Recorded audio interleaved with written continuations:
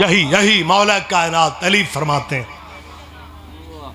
یاد رکھنا جس کنویں میں شراب کا قطرہ گر جائے اور اس کنویں کو مٹی سے بھر دیا جائے اور اوپر والی سطح پہ گھاس اگ جائے، علی فرماتے ہیں وہ گھاس بھی میں اپنے جانور کو کھلانا پسند۔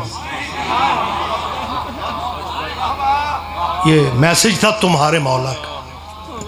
سید ہوں، آپ کا بھائی ہوں، میرے بندے ہاتھ دیکھو، میری قوم میں شیعہ کے نوجوانوں سے اپیل ہے، تمہاری محفلیں جتنی بھی ماڈرن ہو جائیں، شراب کبھی نہ پینا۔ یہی شراب تھی جس نے کئی گھنٹے علی کی بیٹیوں کو آباد رہو۔ سیدہ تیرا قربانہ قبول کر، حسین کی ماں تیرا یہ گریہ اور بلند ہونے والی آواز ہے، انہی آوازوں کے لیے تو مولا تیرے امام ششم نے اللہ کی بارگاہ میں رخسار مٹی پہ رکھ کے یہ فقرے کہے تھے، میرے اللہ ان آوازوں پہ اپنی رحمت نازل فرمانا جو آوازیں میری دادیوں کے غم میں بلند ہوں۔ آباد رہو، یہی غریبوں کے غم کا معجزہ ہے کہ لمحہ پہلے جو ہاتھ داد کے لیے اٹھتے ہیں وہی ہاتھ ماتم کرنا شروع کر دیتا۔ ایک دوسرا پیغام، پہلی منت میں نے یہ کی ہے کہ شراب، میری بچوں سے اپیل ہے، ہاسٹلوں کی زندگی، دوستوں کے ساتھ اندرون ملک بیرون ملک، جب بھی کسی ایسی محفل میں جاؤ، علی کی بیٹی تیرے ذہن میں ہونی چاہیے۔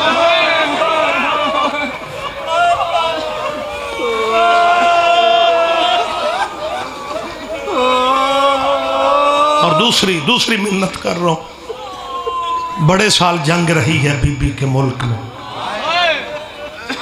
شام کے حالات، یہ سعودیہ، یہ قطر، ان بڑی طاقتوں نے دہشت گردوں کو سپورٹ کرنے والی انتہا کر دی۔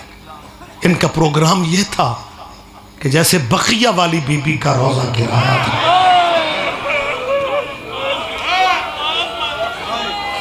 ویسے شام والی بی بی کا روزہ گرایا۔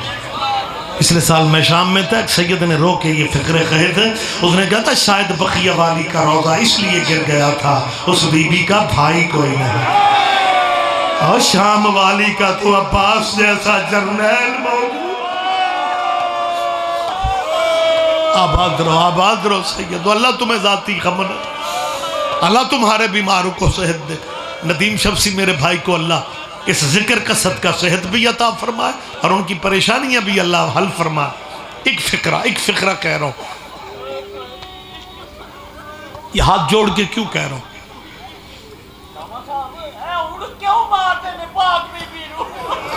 ہوں، میں صدقے جی بسم اللہ، سیدہ تیری تعزیت قبول کر لے، اللہ تمہیں ذاتی خموں میں کبھی۔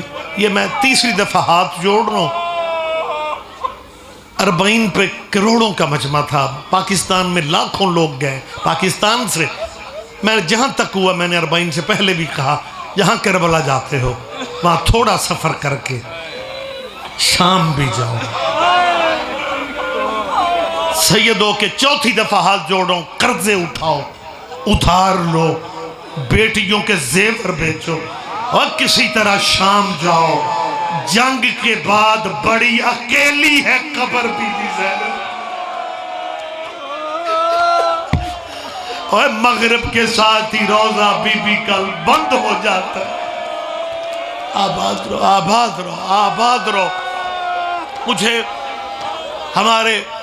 ہمارے لاہور کے زائرین کے سالار منظور جعفری صاحب، انہوں نے مجھے جب میں شام میں ان کے ساتھ زیارات پہ تھے، ہم مالک انہیں نظر بد سے بچائے، بڑی محنت کرتے ہیں، انہوں نے ایک بات مجھے جو بتائی، اندر میرا خدا کی قسم رو پڑا، میں آپ سے شیئر کرنا چاہ رہا ہوں۔ بی بی مین گیٹ سے باہر گلی میں ان شہیدوں کی تصویریں ہیں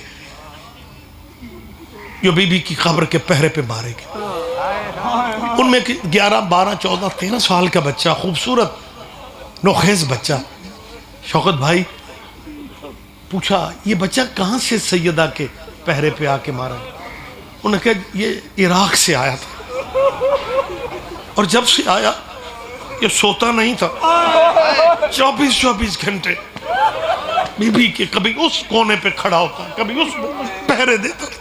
اور جب اس بچے کے سینے پہ فائر لگا، یہ شہید ہو کے گرا، اس کی جیب سے ایک چٹ نکلی، اس پہ اس بچے کا گھر کا عراق کا ایڈریس تھا، اور نیچے لکھا ہوا تھا شام مرنے.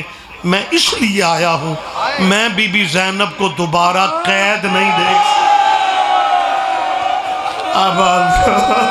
اور سیدہ تمہارا قرلان، بی بی تمہیں ذاتی غموں میں کبھی نہ رونے دے.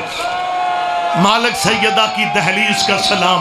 دعائیں مانگا کرو، زیارتوں کا تعلق پیسے سے نہیں ہے، بلاوے سے ہے. بی بی کی اور بالخصوص شام کی زیارت، سیدہ کی زیارت تب تک شام حاضری نہیں ہوتی جب تک تمہارے نام پہ بی بی دستخط نہ کر دے.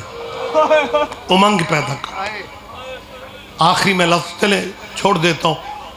بی بی دمشق شہر میں تو نہیں ہے، جو نہیں گئے ان کے لیے کہہ رہا ہوں، بی بی کا اپنا شہر ہے، اور شہر کا نام ہی سیدہ زینب. جب آپ جاؤ گے ایئرپورٹ پہ اترو گے نا، ٹیکسیوں والے ظاہروں کو پہچان لیتے ہیں اور دور سے آواز دیتے ہیں سیدہ زینب. مالک آپ کو لے جائے، میری بیٹیاں بہنیں میرے بھائی، میں پھر دعا مانگوں. اور جب ایک فقرہ میں ضرور آپ سے کہنا چاہ رہا ہوں، جب آپ جاؤ گے نا، جب آپ جاؤ گے بی بی کے شہر میں، تو جہاں سے بی بی کا شہر شروع ہوتا ہے نا، وہاں ایک بھائی عربی کا بورڈ لگا ہوا ہے، 4-5 لفظ ہیں عربی کے. ہو سکتا ہے جو عربی نہیں سمجھتے میں ان کو آسانی ہو جائے. سیدہ کے شہر میں لکھا ہوا ہے تراہبو، بی بی کی طرف سے آپ عزاداروں زائروں کے لیے فکر ہے. تراہبو بکم زینب بنت علی. ترجمہ پتہ ہے میرے بھائی کے شیعوں، زینب تمہیں خوش آمدید.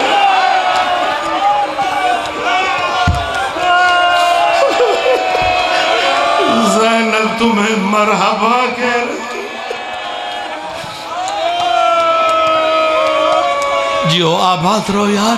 اچھا ہماری ان مجالس میں جو ہمارے شیعہ بچوں کے ساتھ اہل سنت حضرات تشریف لاتے ہیں، جب ذاکر یا مولانا فضائل پڑھتے ہیں تو انہیں سمجھ بات کی آتی ہے، اور جب مصائب پڑھے جاتے ہیں پھر ان غیر شیعہ بچوں کو پتہ نہیں چلتا کہ یہ کس بی بی کی بات ہو رہی.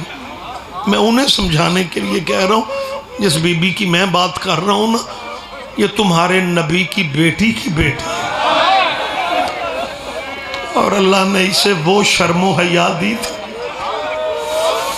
یہ 5 سال کی تھی یا اس بی بی کا بابا علی گھر میں آ گئے.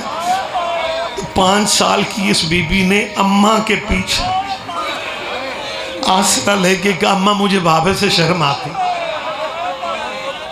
میری بیٹیاں بہنوں ساری زندگی یہ بی بی شرم و حیا کی وجہ سے اپنے گھر میں بابا کے سامنے اٹھ کے بھی نہیں چلی. اس بی بی کے قد کا بی بی کے بھائیوں کو بھی پتہ حسرت علی کی تڑپتا تھا. علی 21 رمضان آخری رات علی کی ساری اولاد جمع تھی. یا علی نے حسین کو قریب بلا کے کہا میری زینب کہاں؟ چیخے مار کے حسین رو پڑے اور رو کے فرماتے ہیں بابا اجڑی تیرے پیروں کی طرح بیٹھ کے رو رہی ہے. علی فرماتے ہو میری زندگی کی آخری آرزو ہے میری زینب سے کہہ چند قدم مجھے پیدل چل کے دکھا دے. حسین نے بہن کا بازو پکڑا، ابھی 4تھے قدم پہ گئی تھی، شرم و حیا کی وجہ سے چلا نہ گیا. علی تڑپ کے فرماتے ہیں میری زینب کو بٹھا دے. اور مسلمانوں روتے ہم اس لیے ہیں جو سگے بابا کے سامنے نہ چل سکی. اللہ جانے تب کیسے چلی تھی جب حرام زادے شراب پی کے پوچھ رہے تھے ان میں زینب کون ہے.